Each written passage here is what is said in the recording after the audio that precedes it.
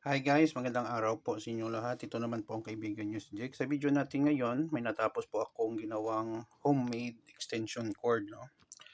Alam ko guys, marami sa inyo na pwede naman bumili ng ready-made na may extension cord, mura lang. Pero ano ba ang significance na gumawa kayo ng inyong extension cord? Una-una guys, may matutunan po kayo. Gamitin ang inyong mga kamay at saka matuto po kayo magtipid.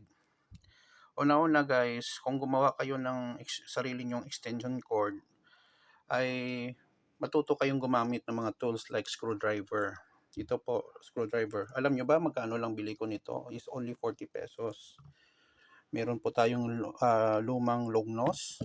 At saka ito po ang electrical outlet na bili ko sa Handyman. Hindi po ito sponsored ng Handyman guys ha. Only 79 po, 75 pesos. Wala naman po akong gastos kasi ang mga electrical wire na ginamit kong extension ay mga nakita ko lang dito sa bahay. May plug, may electrical wire. Kinabit ko na lang sa electrical cord na nakita ko. At wala, no?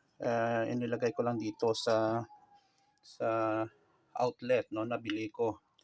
So, hindi lang natuto kayo gumamit ng inyong mga kamay sa assemble at paggamit ng inyong tools like screwdriver at saka long nose, matuto kayong magkatipid kasi ang mga ginamit ko dito except for dito sa electrical outlet ay mga recycled na mga electrical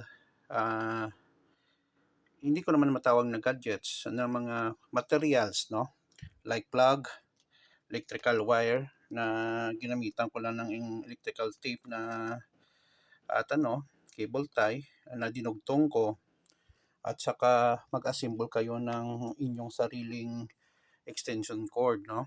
Ang maganda dito, maliban nga may natutunan po tayo guys, ay nakakatipid tayo at saka mas matibay po ito compared sa mga commercial. Kung commercial talaga bilhin nyo na matibay, mahal yon.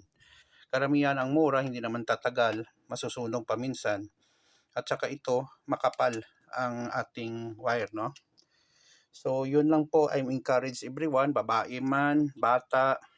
Kung bata, siyempre may ng magulang or guardian, lalaki na gumawa kayo ng sarili nyong extension cord. Maganda, may matutunan po kayo at saka importante sa lahat, makatipid po kayo guys. Maraming salamat sa inyong panonood. Please follow me in my Facebook and YouTube channel. Salamat guys.